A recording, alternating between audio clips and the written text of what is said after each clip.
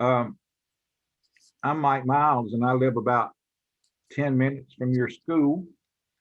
And when I was in junior high school, before your parents were born, the principal at my junior high school was Robert F. Bumpus, for whom your school is named. And he was one of the nicest men I ever met.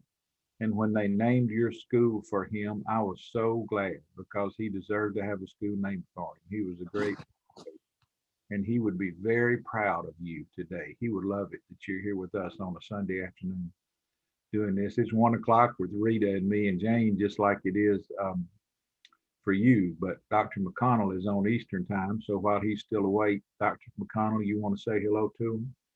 Oh, I might take a nap here at some point, but it's right now I'm wide awake and ready to talk to Bumpus Middle School. I'm still Tandy McConnell, still here in Columbia, South Carolina, and delighted to be here. It's an honor to be with you guys. Indeed. Miss Rita? Rita McCannon. I'm an attorney up in Huntsville. If y'all ever want to come up to the Space and Rocket Center, I'll send you my phone number. There you go. She'll take you. She's not kidding.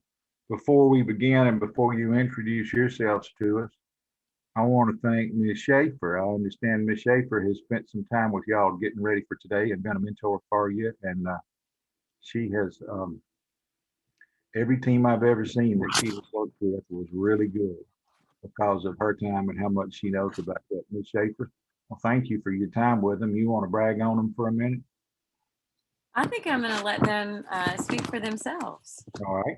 Let them perform. That's the deal. Tell us who you are and tell us who your teacher is, and we'll get rolling. Hi, my name is Trinity Daly. My teacher is Miss Christy Hall, and we go to Bumpus Middle School, and we'll be representing Unit 2, Question 2. Hi, my name is Lauren Pate. I go to Bumpus Middle School, and my teacher is Miss Christy Hall. And my name is Kaden Ray, and my teacher is Christy Hall as well. That's great, Kaden. Nice to meet you. I also have a good teacher, a good friend of mine who's a teacher there. Miss Yarborough, Kim Yarborough, is a good friend of mine. And she sent a message to me the other day that she knew y'all were going to be doing this, and she was really excited. If you see Miss Yarborough, tell her that we said hello. All right, we're doing question 2. You know that, but because they're recording this so that people who watch your performance today will know what question you were answering, I'll read it real quickly and then off we go. In the Declaration of Independence, Thomas Jefferson stated that, quote, governments are instituted among men deriving their just powers from the consent of the governed, unquote. From what sources do the people derive the right to establish government? How is the consent of the governed related to the concept of popular sovereignty? Does natural rights philosophy justify a right to revolution? Why or why not? And why might the principles and practices of self-government contained in the Declaration of Independence, why might they have been considered radical at the time? I'm glad I don't have to answer those, but I bet you can. And the next 4 minutes are all yours. You may begin.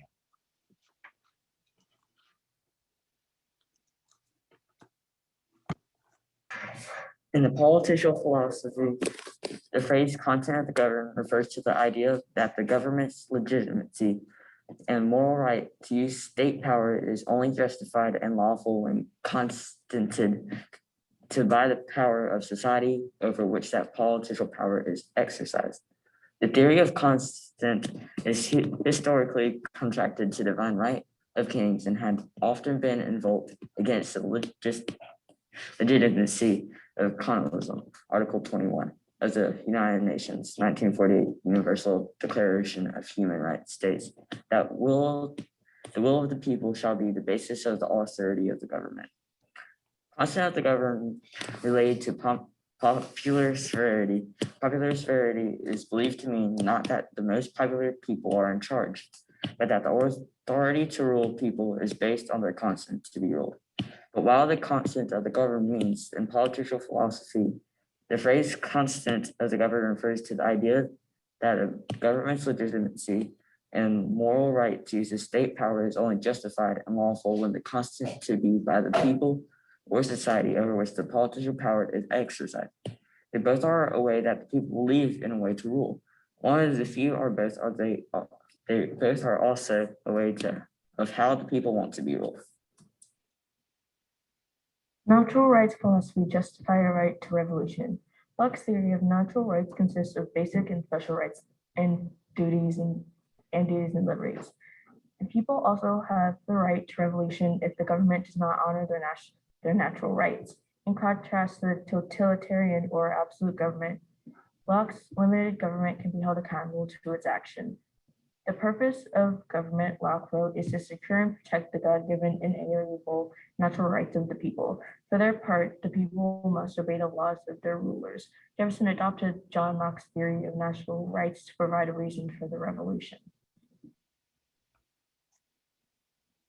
Governments are instituted among men, deriving their just powers from the consent of the governed. The Declaration of Independence, which officially broke all political ties between the American colonies and Great Britain, set forth the ideas and principles behind a just and fair government, and the Constitution outlined how this government would function. The Supreme Court had increasingly stressed its exclusive power to review the constitutionality of federal statutes while diminishing Congress's authority to pass popular supported rights protected laws.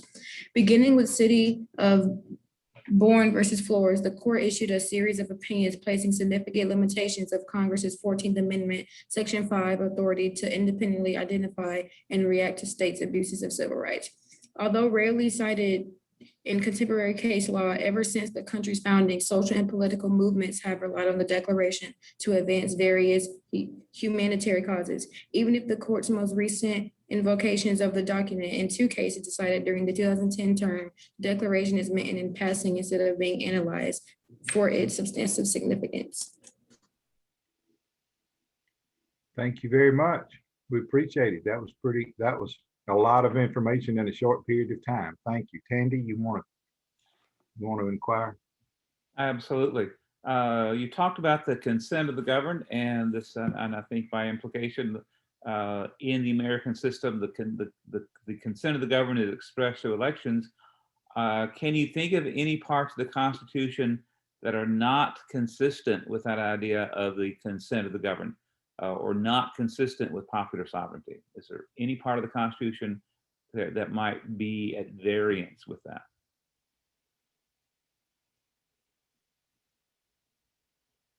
And if you can't think of anything, let me throw out one word, the idea of the Electoral College.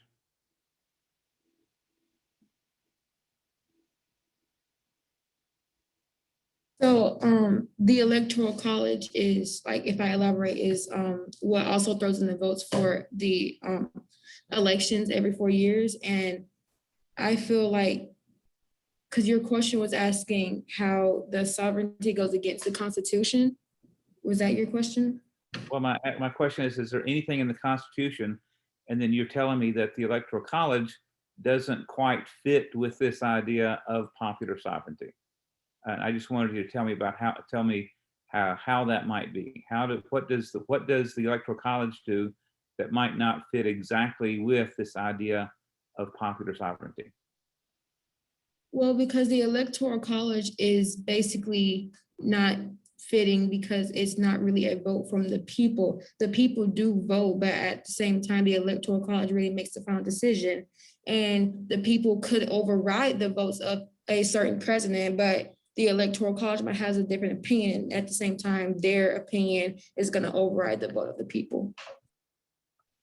So you're telling me that the electors can choose a president who did not receive the majority of the votes. Is that right?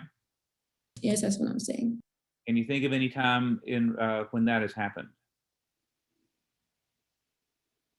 Well, in the election of electors Hillary Clinton and Donald Trump, Hillary Clinton override in most states, but the Electoral colleges in some of those states voted over for Donald Trump. And in that case, he got the win for the 2016-2020 presidency.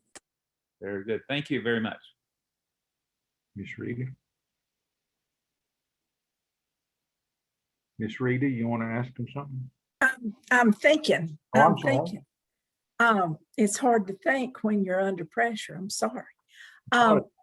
Do you girls I'd not try to exclude you, Caden, but do you girls feel like you are treated equally among the boys in your lives in the way that the Declaration says all men are created equal? Are you one of the men that are created equal? I guess the reason I'm asking is I have come up in a time where we were not equal. We didn't get the same jobs. We didn't get to do the same things.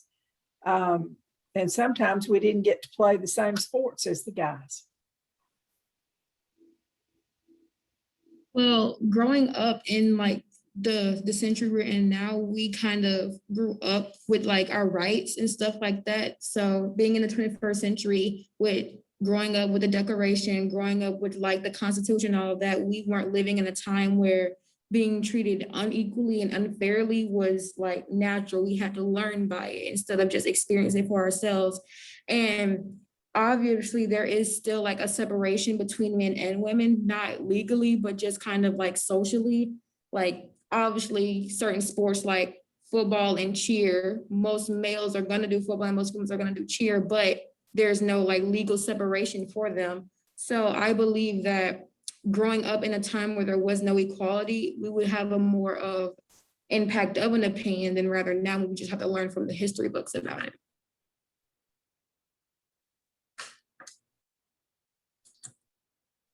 The Alabama legislature and the legislature of 42 other states is considering and passing a lot of bills that seem to make it harder to vote. If in the state of Illinois, you could register to vote on election day and go right on into the polling place and vote. If in Illinois, you could mail your ballot in and have plenty of time to know it was going to get there. But the Alabama legislature doesn't let you do that. The Alabama legislature, let's say, shortens the period of time of a runoff where you don't have time to apply for an absentee ballot, get it, fill it out, and mail it back in. Does letting the states decide the voting laws in each individual state, giving you sometimes 50 different standards for who can vote and in what way? If you want to vote in Alabama and some new law that's passed makes it harder for you to do that, is the Constitution failing you by not giving you equal opportunity to vote that somebody in some other state might get?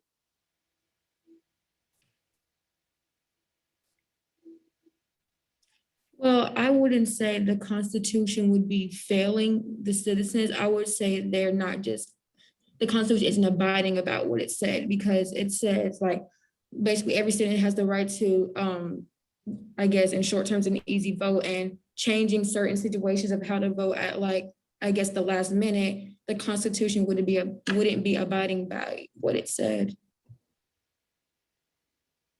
I would like to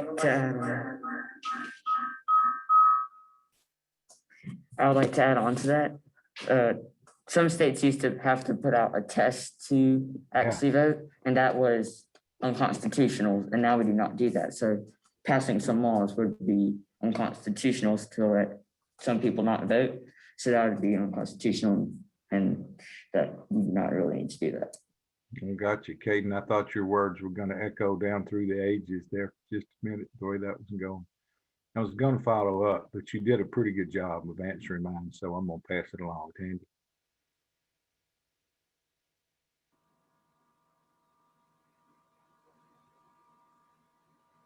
Do you all think that if a state passes laws that will prohibit or inhibit people from voting in a very obvious way, do you think that cases should be filed against those legislatures that such that the higher courts, the appellate federal courts, will have to take up those questions? Have you noticed in recent news accounts a state where different organizations have opposed what that state is trying to do to limit voting? And I guess what I need to ask about is, did any of you are any of you aware of what Georgia has done recently to prohibit the vote And the fact that Major League Baseball and some other organizations are taking games away from there because of it. Were you all aware of that? The reason I tell was you, not. go ahead. Thank you, Trinity. Not completely aware about the situation being in a whole different state, but I believe if some states are going to take away the voting rights going against the Constitution, I do believe that a court case should be followed up on that, because you're going against a law that includes all of the people, and that certain state is going against it. It should be a case involved. Tandy, you got a 30-second question? A 30-second question. I do there somewhere, but it's going to take me about 30 seconds to find it. Yeah, right. Jane just held up the time sheet. I was going to squeeze one more in. Jane, I'm going to buy that sign from you before this day is over. That was cool. That was so much fun. Rita, what'd you think? They did great. And I think that they have an opportunity to do great things if they're willing to do some of the things they've suggested today. I like the fact that Trinity thought that we ought to have a court case. Maybe she'll be one that'll take it up. I want y'all to know that you are participating in something that a great many people a lot older than you don't know how to do. So y'all have learned so much, and Miss Hall has taught you so much. I hope you'll grasp hold of it and take it farther as you go through high school and wherever you decide to go to college. I enjoyed being with you today. Dr. Mike? Go ahead. Okay. I can't tell you how glad I am to see you today. Ms. Schaefer has been a part for years of bringing a high school team to the high school finals, and I've so enjoyed watching her teams come to that. And I always wish that Alabama could have a team in the Invitational, in the middle school finals. I've always wanted to see that. And here you are, and you're doing it, and you did great. And you're representing a school that was named for one of my favorite people in my life. I knew him and admired him, and he was fun to visit with. He humored the kids when we could ask him anything, and he would try to talk to us about it. And I hope we came on with you that way today. We wanted to hear what you thought, and we might have pressed a question or two, but what do you think about this? But it's because you were answering it. You were answering the first part, and we wanted to hear the rest. Ms. Schaefer, I'm very thankful to you for you and Christy working with them. Christy, I know they were representing you today too. They represented all of you today in a great way, and I'm so proud to see you here. I can't stand it. Thank you very much. Tandy? It was a great conversation. What I found most interesting, you were able to say that you really had not encountered too many disabilities keeping you from doing the things you want to do at school, particularly in sports. So I think we don't give nearly enough credit to Title IX. It's one of the most important acts of 1972, question mark? 71. Oh, I was close. And that has transformed it's transformed the lives of all sorts of people, athletes and student athletes and ordinary students. It's really made school a far more equitable place for you guys than it could have been imagined not too many years ago. So I'm really glad you were able to say that. Made me feel good about Title IX. So thanks, great conversation. Yeah, Tandy, I appreciate you saying that. Rita's daughter was sitting at the table with her a little while ago on her own laptop. I don't know if she's still there, but at Grissom High School in Huntsville, Jennifer played about 9 different sports, I think. And at Birmingham Southern, she was an award-winning volleyball player. And she had grown up being able to do that, not realizing how long women had not been able to do that. Rita had to represent a group of parents because the softball field at Grissom didn't have restroom facilities, but the baseball field did. And that was one of about 10 different things that Rita had to represent them on to try to get equal treatment. I'm so glad you have that now. Figure out what rights you don't have and go out and do something to make sure that the next people that come up behind you get to have those rights because you figured it out and extended it to them. And I hope I see you in the high school finals a few years from now. I would love to see you there. That would be so much fun. Christy and Jane, and the three of you, thank y'all so much. We appreciate it. Jane, we're ready.